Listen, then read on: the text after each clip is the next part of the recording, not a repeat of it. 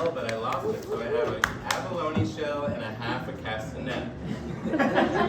Makes a really pleasing sound, natural sound. Well, I'm here only to introduce Michael Nuñez.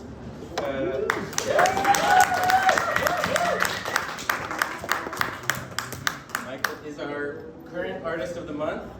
And as always, we open the show with a minute or two of silence so everybody can have a chance to take in the work before we talk about it. So I'm going to make a sound here, and then we'll have, again, about 2 minutes of silence. And please feel free to get up, get close, look at the work. There's a lot of beautiful ceramic sculptures over here that you might need to get closer to. There's some drawings here you're welcome to pick up and look through, and there's even some books too. Okay, so I'm gonna do my sound. We'll have 2 minutes of silence where you can take in the show, and then we'll talk about it, okay? Yeah. Solid, here we go.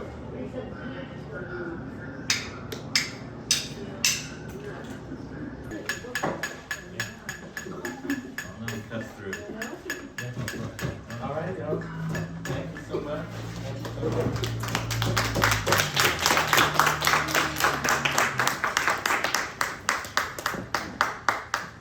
Oh, there. Thanks for getting up and taking in the show. There's so many things to see. So I'm sure there are a lot of questions, but before our questions, Michael, is there anything you'd like to introduce to us? Now that I've never figured it, I don't know what to say. That's okay.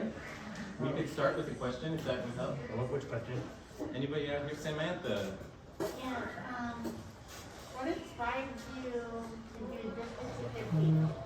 I don't know. Well, to be honest, I don't know. I just draw paint whatever comes out of my head. I first thought about a mountain, about a landscape or a city, so I figured why not do that both? I like it. You can easily show the city that everyone you knows and lives mostly lives in, but I showed on the outskirts of the sites as urban cities. There's also landscapes. Cool. I like how you did your details then. Thank you. Welcome.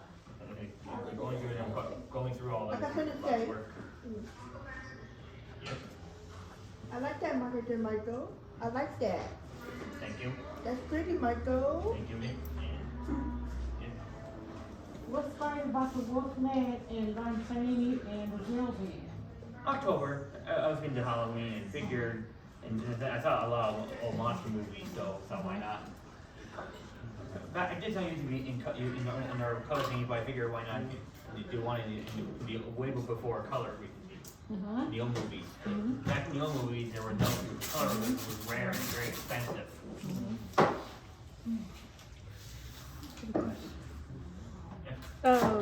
Like outside of your painting and drawing practice, you also have like a pretty expansive like comic and like narrative practice. Yeah. And I noticed that like a lot of them, or some of them are about like Australian like indigenous like cryptid culture. What inspires you about like those stories? I started hearing a lot of this about Bigfoot, Loch Ness Monster, and even though I watched this other series called Lost Tapes on Animal Planet, which probably fictionalized people encountering creatures on camera. Cool. And also check on Wikipedia about more predictions. There's a lot of them all over the world. Totally. It's beautiful work. That's pretty. Yeah. I like the band. Oh, that's So Dracula. cool. It looks like a band. Yeah. Yeah, that's about you look into his eyes. You can hide. It looks like a little ghosty. It's really dumb to me. Yeah. Michael, you're such a storyteller. I think it's really cool how you can write and illustrate a story, but also these individual drawings. Yeah. I feel like they're smack dab in a story. How do you pick those moments? I really have no idea. It's the truth, because I don't know sometimes I get ideas, inspired. I know it just comes in and goes. Yeah. You have a very cinematic composition. Yeah, thank you. I have have one more question, ma'am. Please. Michael. Yeah. The robots, they're cool. Where did those, what is the inspiration behind the robots and the ceramic people? Well, I started getting the idea from watching some sci-fi TV series or films, specifically Transformers. Oh, cool. I like Transformers. Thank you. You did You're it. welcome. Hey, Michael, Yeah. you get the styles on here? What was that? Scott? One more time? Can The you skies? I think you get the repeat that? styles on his page. You get the styles on his page. Yeah. I asked Michael that, what he did on his page, or she. Yeah. Like he did on the page, that's You're what he going liked, over or the sky. what he did. A lot of them can't be mixed, like up and down, and you know, my shoulders for a couple of days, for a while. Michael, is this the largest scale you've worked in? Yeah. You usually do small paper, and then this is an organic canvas, it's never a wall. First time, Does it feel different? it feels like a challenge, which I'm okay with trying out. Yeah. Yes, speaking of challenges, are there any ideas or challenges that you feel like you would like to try out, like a larger size, or you also hit a lot of different themes? Is there a theme that you feel like you haven't gotten around to yet, or any other challenges you see yourself taking on? Don't know, I'm always open. I'm always open to try something new.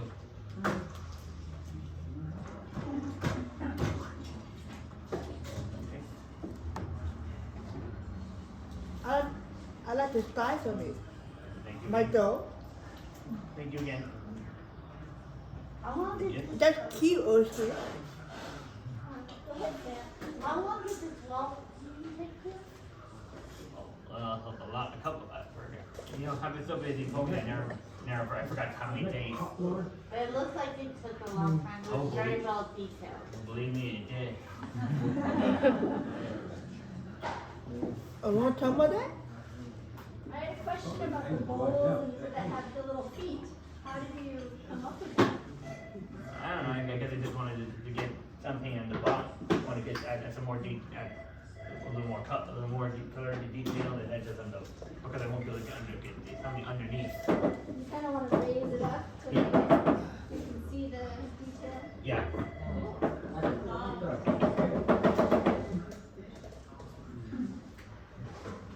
You think you'd want to make a bigger bowl sometime?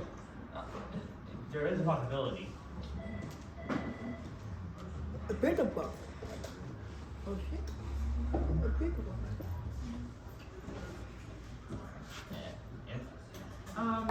I love how tranquil and like calm the cityscape with nature is, Yeah. and I also love how scary some of your work is.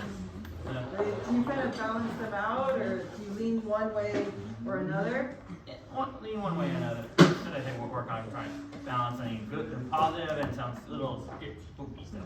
Try to balance it out, not be really easy, I'll say that. I was wondering if you currently have a favorite theme that you're researching. I really don't know. I really don't know which theme. There's so many ideas. I just go with it. So just whatever inspires you in the Yeah. moment when you have the Yeah, materials. like they have a lot of stuff in my head. Whenever I see something, just get the idea. How does it feel when you complete the piece? So it's like a lot. It feels good because like a lot of work finally. Because I have way too much stuff in my head I need to get out of. So it's why not just waste some drawings and help get it out of my head. Even though I only feel like new stuff being filled in at the same time. So I have a lot of paper to do. I'll do a lot of drawings. Yes. What are some of your favorite things to do besides making art? Hang out with my family to do, and probably do my martial arts. Sorry, what was that? You do what? Hang out with my family and do martial arts. Martial arts. Yeah. Yeah. What did it inspiration? October is where Halloween is. Usually everyone prepares for before October. Oh, yeah. Speaking of seasons, it's really beautiful seeing the Chinese zodiac, not only in the tiles, but also that bowl. Yeah. Like that. Yeah. Yeah, I sort of got that from you ever heard of a cartoon series called Jackie Chan Adventures? It had the zodiac, each animal, the zodiac.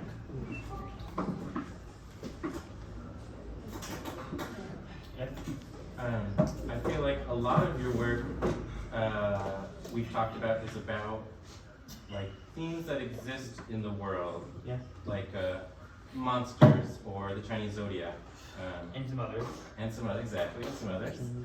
But then there's this whole aspect of your work where you're creating worlds that don't maybe there's some research there, but it's not like you can go, there's a lot of imagination on your part involved, I'm imagining. So Yeah. I'm wondering how you think about those different, or what kind of research is involved in the more imaginary world pieces?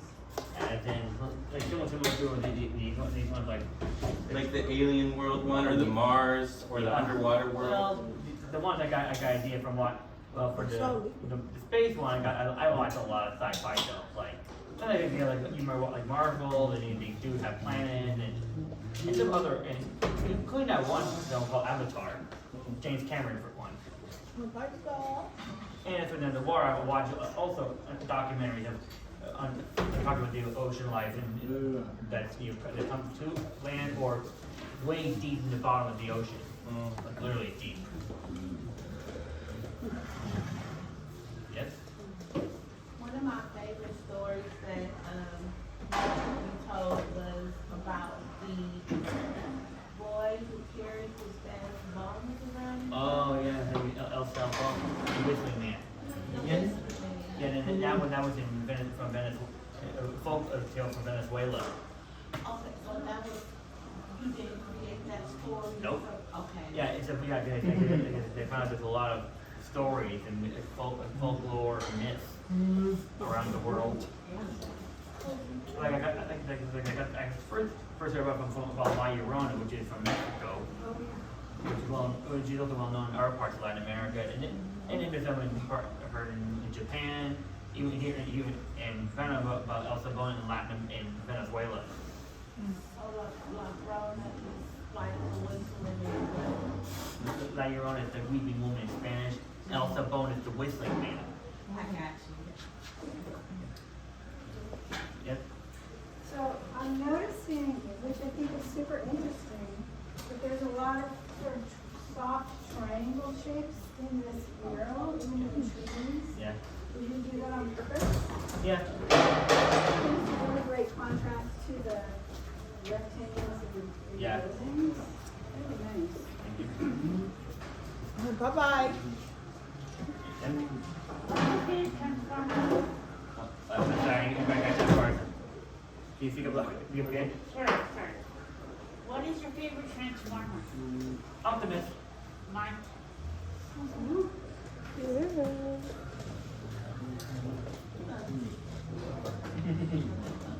Thank you. Yep. I thought I was going to be in the film. Yeah.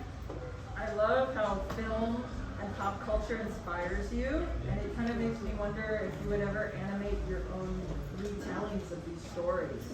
Animated, I think. What does that mean?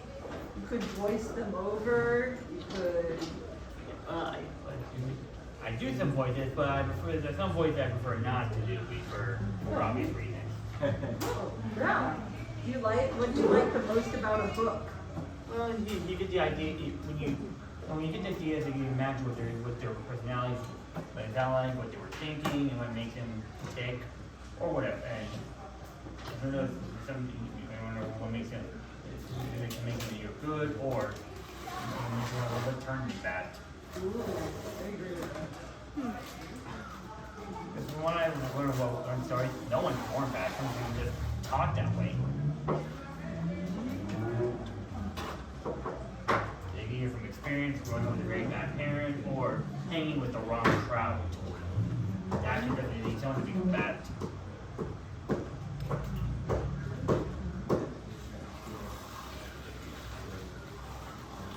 Any last questions or observations? Oh, come on, look. Dracula, right here. What part about the Dracula? Well, Dracula was sort of the first monster I sort of first saw. Everything of a guy with long cane and have sex with him. Thing on me kind of suck blood. I really didn't know where to take his blood. I didn't know they had to go to the neck. And this part of the eye, look at the eye here. You can see something in the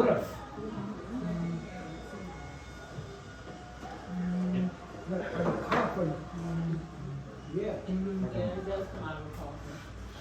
Yeah. I remember when you had first started these, they were in color. Yeah.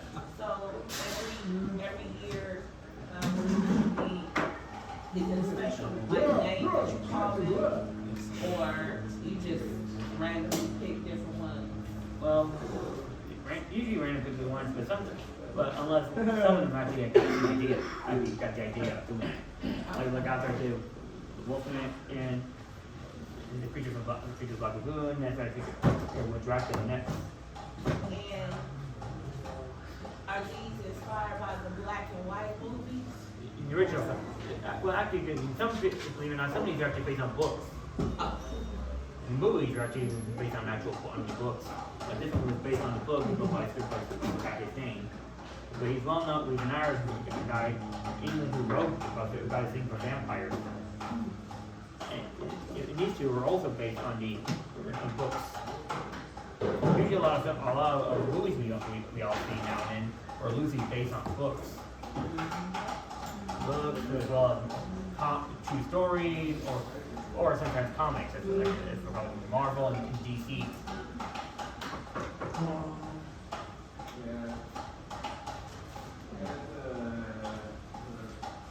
Okay, final word, Shante? I like this one. I like that one here. Thank you. That one, I like it. I like what she did. It's very nice. Thank you. I like his birthday, yeah. I like his bird. Me too. How about one last round of applause for Michael?